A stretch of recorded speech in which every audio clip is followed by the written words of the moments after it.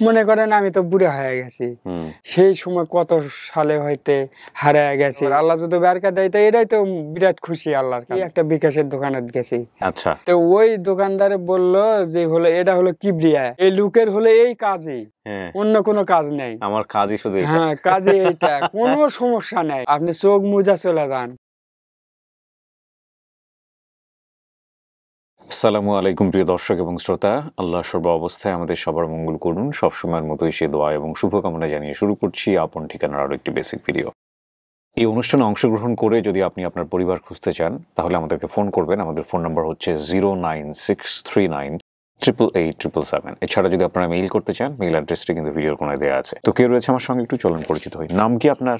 আমার নাম Khaybar. Khaybar? জি। এটা বাবা মায়ের দেয়া নাম? জি। নাম চেঞ্জ হয়নি না? না। আপনার বাবার নাম কি ছিল? আমার বাবার নাম সামাদ ছিল। সামাদ। আর মায়ের নাম? মায়ের নাম ক্ষতিপুরি। ক্ষতিপুরি। জি। বড় বোনের নাম? জামেতা। ছোট বোন? ছোট বোন মনোয়ারা। জ্যাঠাতো ভাই ছিল একজন? ওই আমিনুল। আর চাচা হলো মেম্বার ছিল?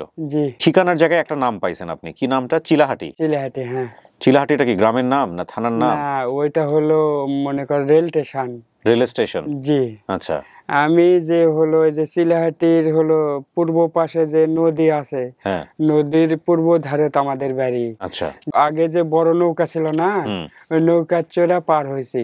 একাই? না, ওখানে আমার ছোট বোন ছিল, আমার মা ছিল, আর একটা লোক ছিল, সেখানে আমিও ছিলাম। ওই সাথে পার হয়েছি, পার হয়ে হলো চিলাহাটি আসা গাড়ির ট্রেনের চড়ছি, ট্রেনের চড়া সমস্তরা ট্রেনে ছিলাম, পুরো পরিবার মিলে? হ্যাঁ। তারপর ট্রেনের চড়া ওই যে সৈয়দপুর যে বড় স্টেশন নেই, ওখানে যাই নামিয়েছিলাম। নামায় তো মনে করো আমাদের যে খাওয়া দাওয়ার একটা ব্যবস্থা করতে হবে না, তো সকালে উঠে বললো যে আপনি ওই যে কাগজ টাগজ নিয়ে আসেন। তা আমি আমার ছোট বোন আমরা ওই কাগজ নিয়ে আসে ভাত পাক করা হয়তো খামো, এরকম একটা সিদ্ধান্ত নিয়েছি। তো ওই স্টেশনের হলো পূর্ব সাইডে আমি কাগজ কুড়াতে কুড়াতে চলে গেছে পাকা রাস্তা, তো ওখানে যায় আমি হলো দিশ ভুল করে ফেলে দিছি। আপনার সঙ্গে আপনার বোন ছিল? আমার বোন ছিল, আগে ছিল, কিন্তু পরে যায় বোন ছিল না। ওখানে যা আমার মানে দিশ হারা গেছে, কোন জায়গায় এলাম স্টেশনও আর খুঁজে পাই না। মনে করো যেদিকে যাই রাস্তার পিচ ঢালাই হয়। রান্না বান্না করে খাবেন মানে কোথায় রান্না বান্না করে খাবেন? ওই যে সৈয়দপুর স্টেশনে। অনেকে নিজেরা রান্না করে খাইতো সবাই? জি, পরের দিনে আমি খাবো তাই। আচ্ছা। যখন কাগজ হাতের ফালাইয়া দিই দিয়া, ওটি এক লোক বললো যে তোমার কি হয়েছে? এটা আমি বললাম যে আমার এই অবস্থা, তো আমি এখন কি করি? তো করতে এখন কই যাইবা? তো আমার সাথে চলো। তো কোথায়? তো আমি তোমাকে লিয়া যাবো। তো ওই লোক আমাকে লিয়া যা হয়তো কিছুদিন রাখিছিল মানে ধরেন 15-20টা বকরি ছিল, আমাকে প্রতিদিন বকরি চড়াবার লাগে দেয়। দিয়া হঠাৎ করে একদিন হয়তো একটা বা দুটা বকরি মানুষের আবাদ খালে ধরে না, এই ধরেছে, ধরা খুব বকাঠকা আমাকে করার পরে আমি বলছি যে আমাকে যেখানে থাকা লিয়ে আলছো সেখানে রেখে আসো। তো ওই লোক আবার ওই স্টেশনে আমাকে রেখে আলছে। এসে আমি নিজে মনে মনে চিন্তা করলাম যে যা বাড়িতে চলে যাব, আমি যখন কারো লাগাল পাই না। তো ওখান থেকে আবার ওই ট্রেনের চড়েছি, ওই দিকে চলে গেছে, এইদিকে আর আসেনি, বুঝতে পারেননি? ওইদিকে মানে থানা ওইটা নামিয়েছি।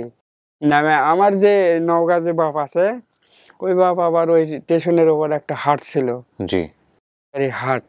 তো ওখানে ধানের ব্যবসা ওদিক থেকে কিনে নিয়ে আসে, ওই হাটে বিক্রি করে। সেদিন বিক্রি করে নওগাঁ যেন কিবা কাজ ছিল, ওই শান্তার আসে ট্রেনের চড়ে সকালে যায় আত্রাই নামিছে। তা আমিও ওই স্টেশনে ছিলাম সারা রাত। শুয়ে থাকার পর ওই যে ব্রিজের উপর দিয়ে যে ট্রেন আলে যে মানুষ মোড়া টোরা যায়, তো দুটা পুলিশ দুই সাইডে পওরা থাকতো। তো আমার ওই বাপের হলো পুলিশের সাথে সম্পর্ক ভালো ছিল, মানে ওই যে নৌকা লিয়া যায় আসে, তো ওই টাকা পয়সা 10 টাকা 5 টাকা দেয়, এই জন্য পুলিশের সাথে খাতির ছিল। আপনার বাবা কি নৌকা চালাইতো? না, ব্যবসা করতো ধানের। আচ্ছা। ব্রিজ দিয়ে যাবার লাগে আমাকে বললো যে এই চ্যাংরা তোর বাড়ি কত দূর? তাই আমি তো বাড়ির কথা আর বলতে পারি না। তো চিন্তা করি যে হলো কোন জায়গায় এলাম, কুটে যাব, আর কি করব, আর কি খাবো, এরকম চিন্তা ভাবনা হলো। তারপরে ওই পুলিশে বললো যে এই তোর বাড়ি কোনটা? এমনিতে আমি ছোট মানুষ, পুলিশ দেখলে তো ভয় তো হবেই। তাই আমি বললাম যে না, আমি হলো বাড়ির কথা বলতে পারবো না, এরকম ভাবে এইভাবে আমি হারা গেছি। আচ্ছা। তো পুলিশেরা কিভাবে জানে যে এই লোকের কোনো বেটা ছলফল নেই, পোলা নেই?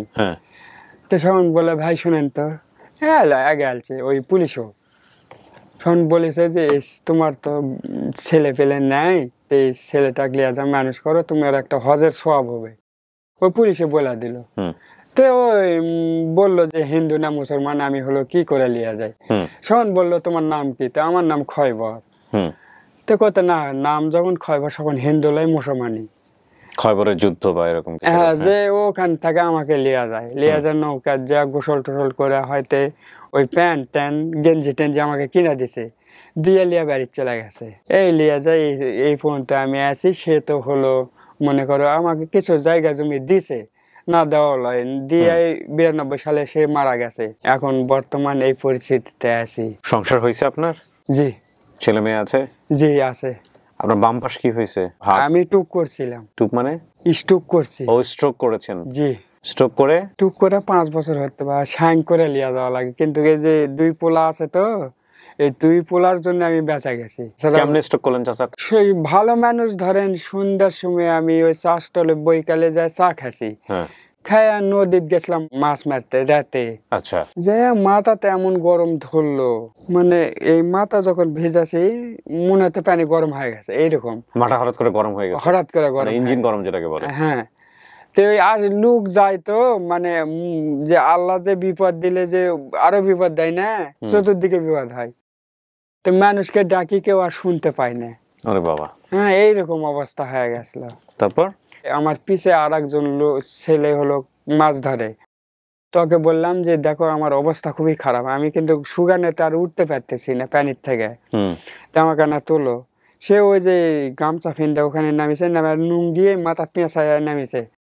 তো ওই নুঙ্গি খুলে আমার মাথা টাথা মুছাই দিল, দিয়ে আমাকে ধরে বাড়িতে লিয়ে আনছে। তবে এসেছি, তাছাড়া আমি মরে যেতাম এতদিন পানির মধ্যেই। পানির মধ্যেই এরকম অবস্থা খারাপ হয়ে গেছে। তারপরে কি করলেন আপনি? ডাক্তার কাছে নিয়ে গেছে আপনাকে? আমাকে রাজশাহী মেডিকেল লিয়ে গেছিল।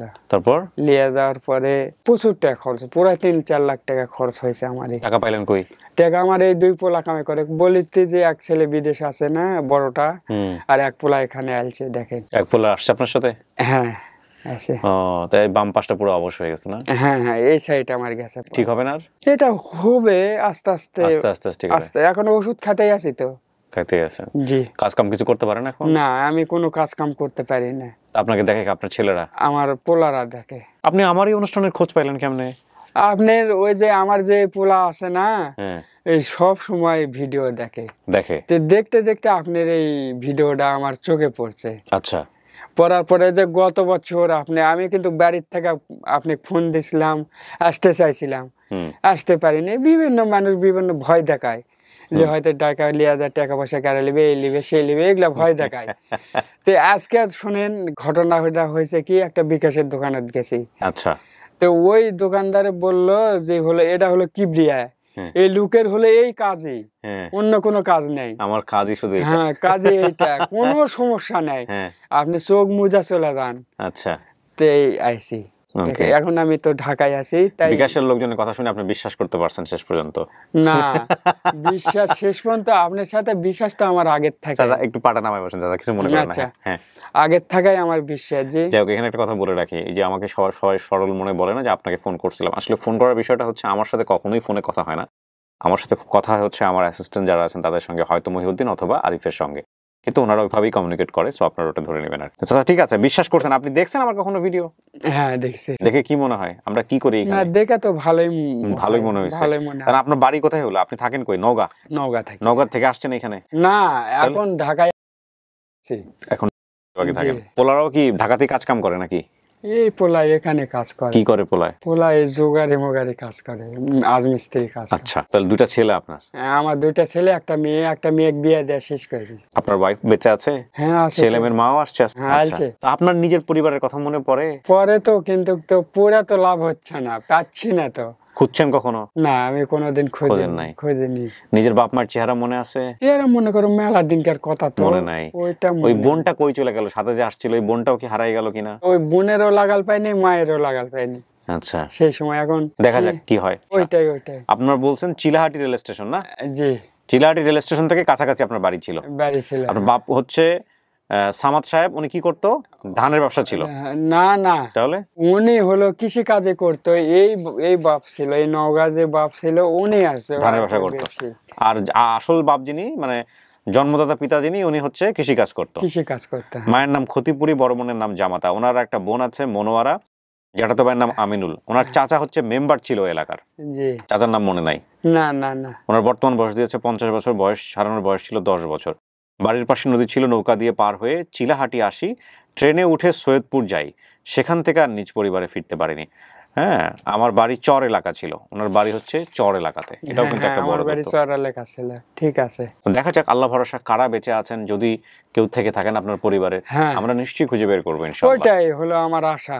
আশা এই বয়সে এসে জীবনে যদি একবার একটু দেখতে পারেন ভিটেমাটি। হ্যাঁ, মনে করেন আমি তো বুড়া হয়ে গেছি, সেই সময় কত সালে হইতে হারিয়ে গেছি, এটা তো বিরাট ব্যাপার। আল্লাহ যদি বারকা দেয় তো এটাই তো বিরাট খুশি আল্লাহর কাছে। জি, প্রিয় দর্শক এবং শ্রোতা, চলুন আমরা সবাই মিলে একটু চেষ্টা করি আল্লাহ যাতে একটা ভালো সংবাদ নিয়ে ফিরে আসার তৌফিক আমাদের সবাইকে দেন, সেই প্রত্যাশায় শেষ করছি। আলহামদুলিল্লাহ।